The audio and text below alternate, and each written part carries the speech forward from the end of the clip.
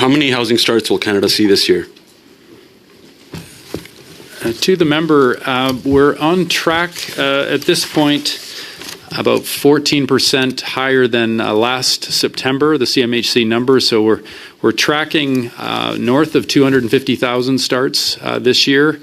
If it's annualized, what's closer the number? to 280, but somewhere between 240 and 280 would be my. Your housing department says that housing starts will be down this year.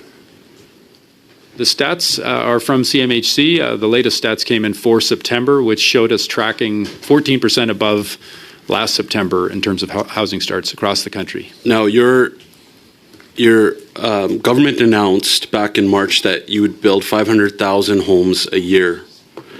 And with that announcement, if you look at the numbers, that means that you would have to build 57 homes per hour, per day, every year. Are you on track to build 50? Are you currently building 57 homes an hour? What?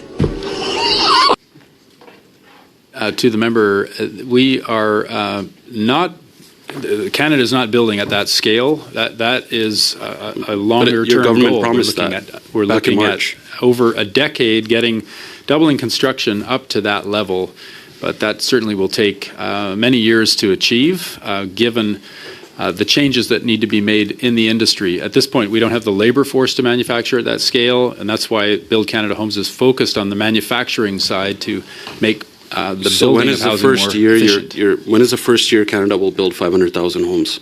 Well, the language that we've used is over the next decade. So I think it's reasonable. It's still very aggressive and ambitious to get to 500,000 over the next decade, but that's what we need to scale up to. I mean, giving yourself that much leeway without any specifics is a little bit misleading. Can you tell us what year would be the first year over the next decade that Canada will see 500,000 homes being built in the year? The goal is to get to 500,000, to double construction over the next decade. So it's ramping up to that level.